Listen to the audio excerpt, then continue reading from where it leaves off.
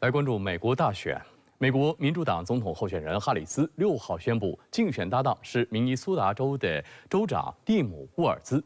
两人会在本周进行横跨7个摇摆州的造势活动。而作为竞选对手，美国前总统特朗普则发文炮轰哈里斯和沃尔兹是美国历史上最激进的左翼搭档，并称如果民主党在今年秋天获胜，世界将陷入地狱。6号，美国民主党总统候选人哈里斯宣布选择明尼苏达州州长蒂姆·沃尔兹为竞选搭档。上午10点，哈里斯在社交媒体发帖称，蒂姆为中产阶级家庭奋斗根深蒂固的信念让我印象深刻。傍晚，沃尔兹首次同哈里斯一道亮相费城的竞选集会，两人将在本周进行横跨7大摇摆州的造势活动。So hear me when I say,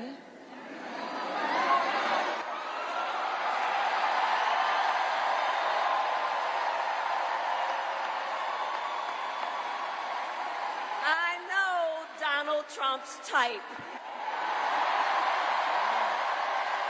沃尔兹现年60岁，出生于美国中西部大平原内布拉斯加州的一个小镇。他高中毕业之后就加入陆军国民警卫队服役24年，曾担任过高中教师和美式足球教练，还曾在中国任教。沃尔兹2018年首次当选明尼苏达州州长，并且于2022年获得连任。执政6年间，他带领明尼苏达州经历了新冠疫情、弗洛伊德之死引发的反种族歧视示威浪潮等种种事件。作为州长，他还推动了为学生提供免费校园餐、为中产阶级减税，以及扩大明尼苏达州工人带薪休假等。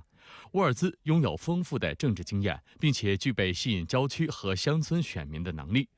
沃尔兹以亲切的中西部老父亲形象在社交媒体上受到欢迎。在拜登退选后，沃尔兹在电视上频频露面，以朴实的语言犀利抨击特朗普和他的竞选搭档曼斯，称他们很奇怪。这一标签戳中了共和党人的痛处，迅速在民主党人中流行起来。Fascists depend on fear. The fascists depend on us going back. But we're not afraid of weird people. We're a little bit creeped out, but we're not afraid. 哈里斯宣布沃尔兹为竞选搭档的消息出炉之后，马上获得美国总统拜登、众议院前议长佩洛西以及前总统奥巴马的支持。拜登表示，哈里斯选定沃尔兹为其副手是一个很好的决定。他呼吁所有支持自由民主及希望维持美国世界领导地位的民众团结起来，支持哈里斯及沃尔兹。佩洛西则表示尊重哈里斯的选择，并称沃尔兹很棒，完全是一位中间派，不同意他被指为极左翼人士的说法。奥巴马夫妇亦作出回应，两人在声明中表示，哈里斯选择了一位理想的伙伴，沃尔兹拥有担任副总统所需的阅历。美国前总统克林顿也发文称，沃尔兹是一个绝佳的人选。他曾在国民警卫队服役24年，在美国劳工联合会中也获得100%的好评，是明尼苏达州农村和城市选民都欣赏的严肃的领导人。他认为沃尔兹会成为一名出色的副总统。而作为对手，美国前总统特朗普就对这一人选进行了炮轰。他在社交媒体上用大写字母写道：“谢谢你，一指副手人选没有挑战，反而能够帮助自己赢得选情。”随后，特朗普还发文炮轰哈里斯和沃尔兹是美国历史上最激进的左翼搭档。除了特朗普之外，共和党其他高层也在试图将沃尔兹定义为是激进的进步派，批评他反对枪支、反对警察。Tim Walz's record is a joke. He's been one of the most far-left radicals in the entire United States government at any level. But I think that what Tim Walz's selection says is that Kamala Harris has bent the knee to the far left of her party, which is what she always does. 特朗普竞选团队也马上开始在社交媒体上攻击沃尔兹。有消息人士称，团队已经开始围绕哈里斯选择沃尔兹的决定编造说法，认定哈里斯选定沃尔兹是向反犹太、反以色列的左派屈服，将证明哈里斯是激进自由主义者。在给支持者的一封筹款电子邮件中，团队警告，如果民主党在今年秋天获胜，沃尔兹将让世界陷入地狱。特朗普竞选团队发言人还批评沃尔兹在2020年乔治·弗洛伊德被警方杀害后的表现，指责其没有及时部署明尼苏达州国民警卫队镇压抗议人群，导致1500个商铺和楼宇被烧，以及价值5亿美元的财产受损。同时，沃尔兹在全国范围内缺乏知名度，需要时间向选民介绍自己，因此在政治民生方面很容易让特朗普方占据先机。值得注意的是，美国的 NPR 等机构进行最新民调显示，哈里斯的支持率已经达到51%，领先特朗普的48%。不过 CBS 的民调就呈现只有20%的人认为哈里斯是有能力改善民众的财务状况，远低于特朗普的45%。媒体报道称，美股周一遭遇的黑色星期一对于民主党人来说也是一个令人不安的提醒。公众对于经济的悲观情绪可能会损害选情，尤其是身为执政党的副总统哈里斯，而这也代表着哈里斯蜜月期或提前宣告结束。此外，特朗普为了赢得竞选，正不遗余力地出招。当地时间8月5号，特朗普和100万粉丝网红罗斯在视频直播平台 Kick 上进行了长达90分钟的直播互动。数据统计，直播高峰时观众数量超过58万，而在各大媒体平台上，总共获得了220万次的观看。特朗普的竞选团队宣称，这创造了新的观看记录。之后，罗斯还送给了特朗普一块价值30万美元的劳力士手表。直播接近尾声时，特朗普跟着罗斯跳了其标志性的舞蹈动作，并承诺将确保 TikTok 继续在美国运营。这一言论迅速在 TikTok 上引发了热议。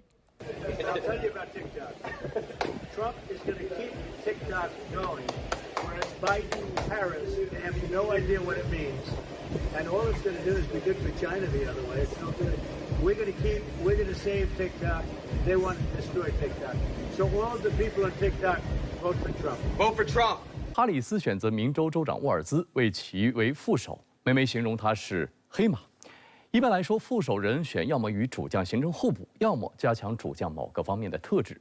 互补有利的方面是，沃尔兹作为白人的邻家老哥、中西部蓝领的形象，可以争取美国农村白人选民的支持。那互补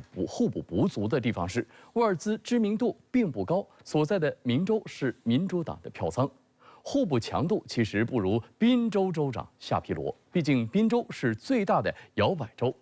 而强化方面就是，沃尔兹并不是中间派，而是比哈里斯本人都偏左翼，再加上共和党的万斯也比特朗普更偏右翼。如今美国两党的副手都比主将更加立场激进，这也是非常罕见的，显示美国两党的矛盾不断激化，妥协协调空间越来越小。当地时间4号晚间，新型战术弹道导弹武器系统交接典礼在朝鲜首都平壤举行。朝鲜最高领导人金正恩出席活动，并发表被朝中社称为历史性的讲话。他直言，美国主导的军事同盟体系无限扩大，使得朝鲜核武力和核态势必须更加彻底、更加完备。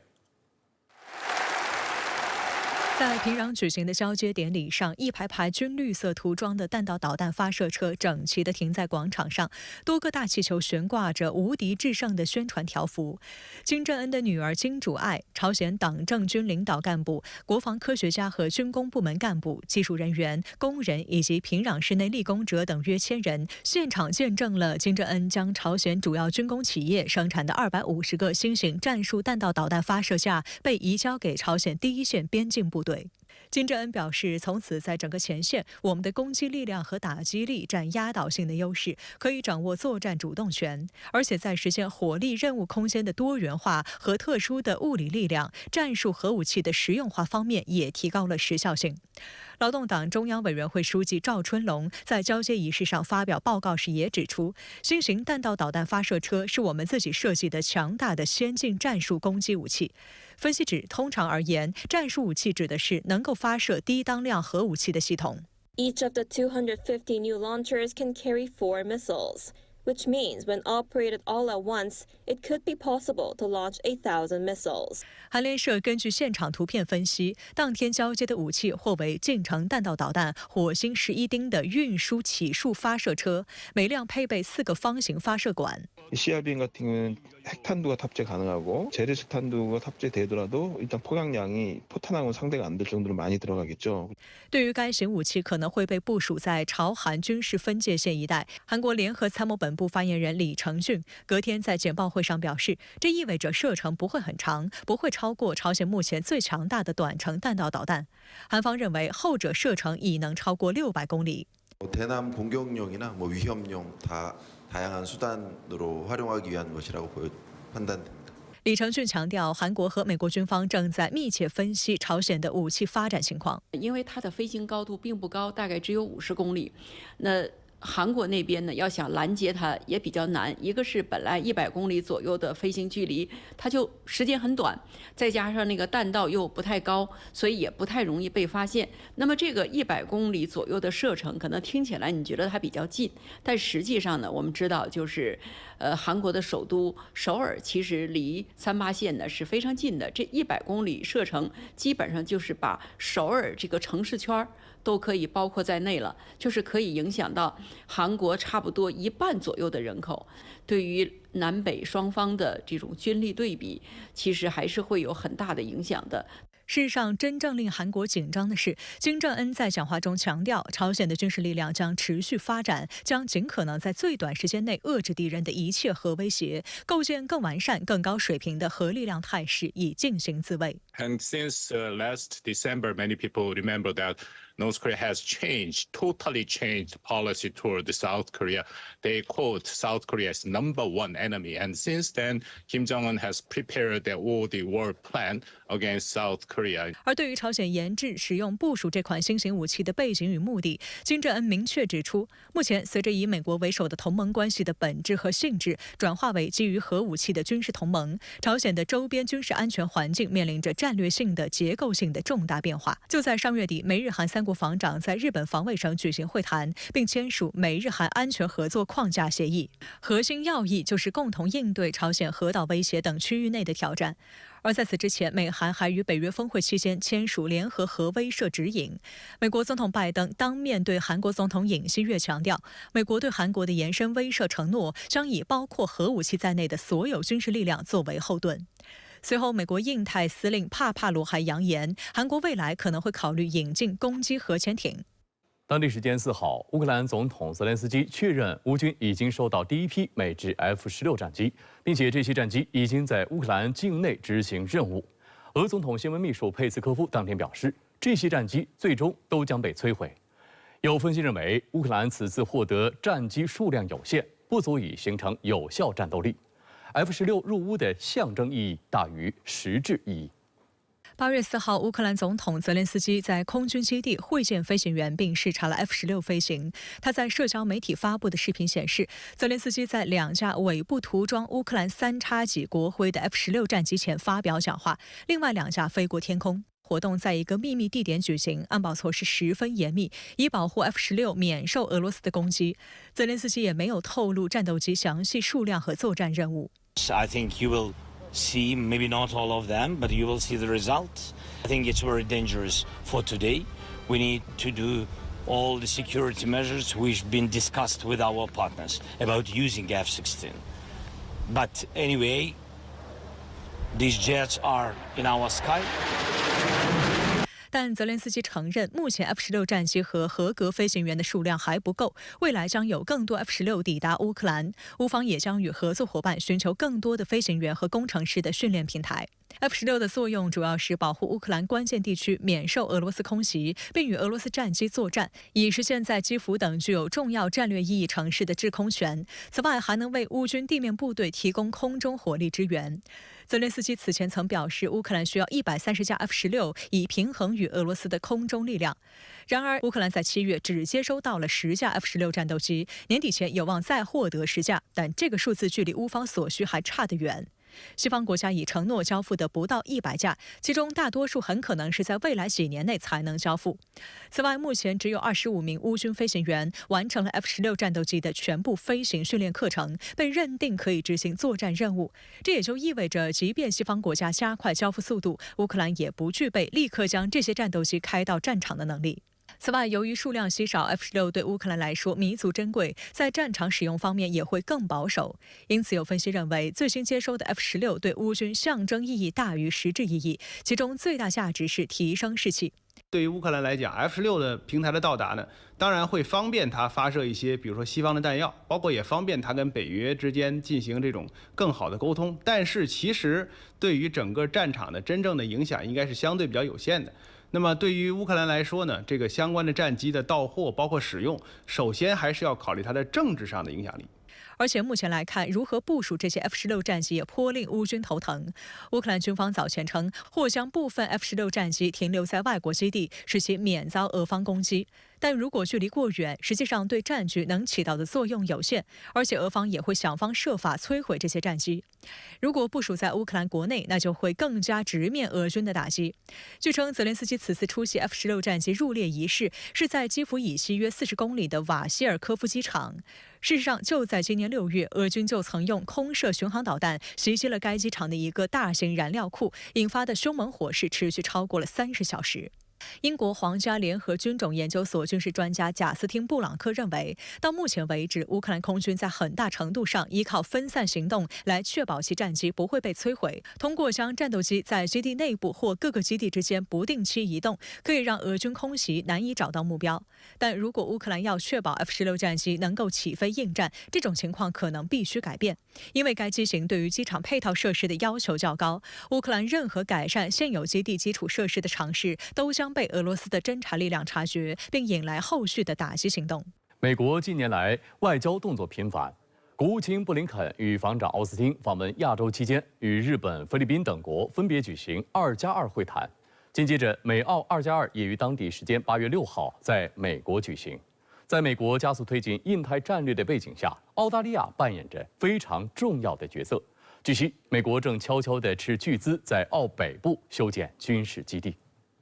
根据美国国务院网站发布的消息，美国与澳大利亚将于6号在马里兰州安纳波利斯举行外长防长2+2会谈。美国国务卿布林肯、防长奥斯汀将与到访的澳大利亚外长黄英贤、防长马尔斯会面，深化美澳同盟关系。5号，布林肯与黄英贤还签署2项谅解备忘录，涵盖打击虚假信息以及陆地检测卫星的合作。The United States and Australia intend to expand information sharing and pursue complementary approaches to this threat across the Indo-Pacific. 事实上，最近美澳两国高层互动可用频密形容。就在上周，布林肯刚刚在日本举行的美日印澳4边机制外长会上与黄英贤见过面。有分析指出，美澳2+2会谈虽是年度对话机制，但在美国强化同盟体系的背景下，该机制被赋予更广泛的含义，不局限于外交和政策性沟通。尤其是澳大利亚防长马尔斯，同时也兼任副总理，在战略决策等方面拥有更多话语权。The U.S. engagement, the U.S. security guarantee, which has enabled the long period of stability and prosperity we have enjoyed in the Indo-Pacific, which remains as vital today as ever. 此外，本轮美澳2+2举行的时机也很特殊。首先，美国将于今年11月举行大选投票，澳大利亚也将最迟于明年5月大选，两国政局均存在不确定性。其次，美日印澳4边机制近日发表涉南海问题的声明，个别域外国家编织小圈子的做法已成为地区和平稳定的最大威胁。本次2+2会谈期间，美国将如何定义澳大利亚在印太战略中的角色，以及是否继续为其进攻型军力赋能，受到外界高度关注。澳大利亚一直被认为是美国的一个南太平洋之矛，也就是说是作为美国维持南它的亚太这样的一个稳定的一个基础啊。它在澳大利亚有大量的一个军事后勤设施、军事货车，包括一些军事基地。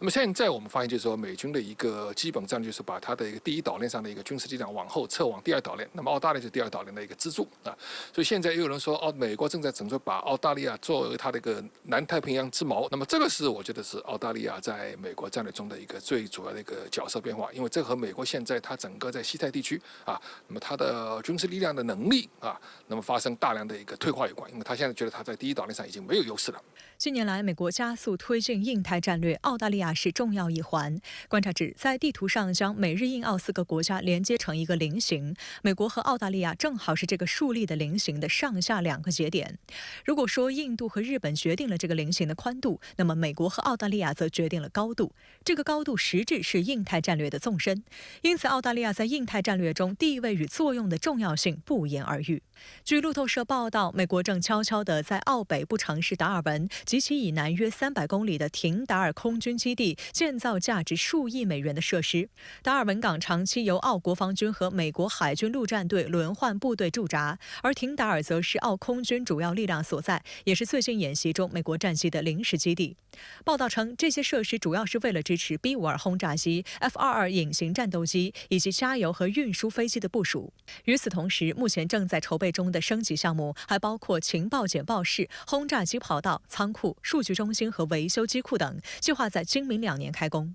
值得注意的是，将澳大利亚军事设施用于服务美国的相关协议错综复杂，某些基地可能1年中只使用很短的时间，但随时可供美国使用，使它们成为美国基地。澳大利亚所有军用机场和部分民用机场及海港将在必要时交由美国军方使用，双方已签署协议促进这一进程。除了澳大利亚多个传统上的军事基地外，美军还将目光瞄向澳大利亚临近印度洋咽喉要道的一组偏远小岛。路透社5号发表的一篇报道引述美国军方的话说，澳大利亚的科克斯群岛和菲律宾、东帝汶以及巴布亚新几内亚被选为进行军事工程项目的可能地点。拥有600名居民的科克斯群岛位于澳大利亚本土以西3000公里之处，也是被澳军方描述为其对印度洋进行海上侦监作业的关键设施所在地。另有消息指，澳大利亚计划今年扩建科克斯群岛的一座机场，使其能够起降重型军机，包括 P-8波塞冬反潜巡逻机。6号，中国外交部发言人毛宁就此回应称，国家间防务安全合作应有利于地区和平稳定，不应针对第三方或损害第三方利益。有关国家应多做有利于维护亚太地区和平稳定的事。有分析指出，近年来美国不断加强亚太地区军事基地建设，除强化驻日美军基地、新增菲律宾美军基地外，还将岛链南移，延伸至澳大利亚北部地区。当前正值中澳关系处于企稳回升的关键阶段，但受到美国印太战略的影响，中澳关系乃至本地区的安全与稳定都将受到严重冲击。那么拜登的一个政治意向就是他的一个印太战略，而且和特朗普的印太战略不同的是，拜登特别强调他的盟国的作用啊。那么所以美国必须要在这一时期，也就在拜登政府卸任前啊，能把他的印太军事战略的部署啊，包括和日澳2个军事盟国的各方面的一个紧密关系啊，要夯实啊。